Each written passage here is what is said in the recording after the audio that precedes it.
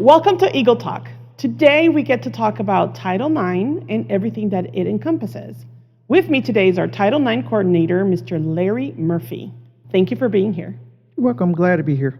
So why don't you walk us through a little bit about what your role is as Title IX coordinator, and what are some of the things that maybe people don't realize that happens with Title IX? Okay.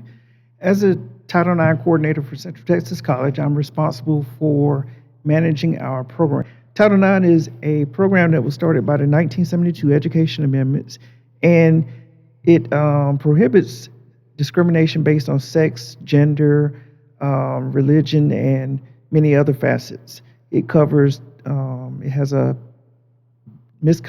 sexual misconduct part, and then it also has a sexual harassment part, as well as Title IX pregnancy and Title IX religious accommodations.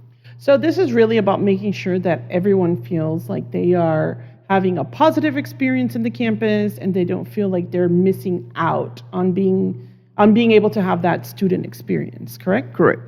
Because our number one goal is to make sure everyone has the opportunity to come in, receive education, and feel positive about their experience here at CTC.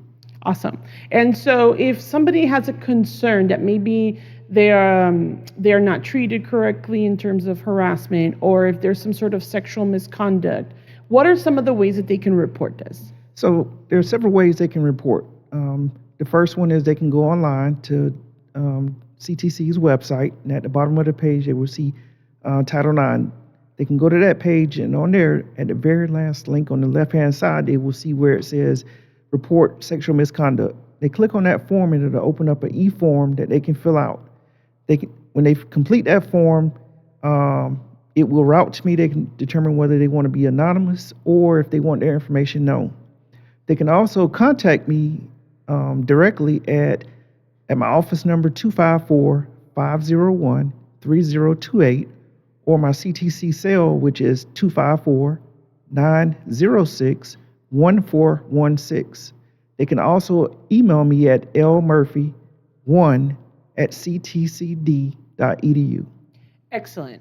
And so just to make sure that people understand, what would be the process if they decide that they want to report either that they're going through something, or they have noticed that somebody is going through something that may be considered part of Title IX? So if they want to report something, they can, once they fill out the form or they contact me via phone or email, what I would do is call them in for what's called an intake. And there we would go a little bit more in depth about the allegations, and try to identify who the accused is, which would be called the respondent. After that, I would reach out to any witnesses as well as the respondent, and then make a determination whether the accusations fit the definition of Title IX. Definition of Title IX says something has to be severe, pervasive, and objectively offensive to a reasonable person. And if it meets that criteria, then we will go into what's called a formal investigation, where I would assign an investigator. And then once I have the investigators report back, then we would make a determination whether it needed to go to a hearing or would be dismissed for student misconduct or employee misconduct. Okay.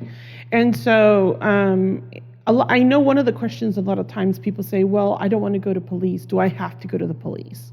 No. Under Title IX, they do not have to go to the police. Once they report to me, I give them the option if they want to report to police or not.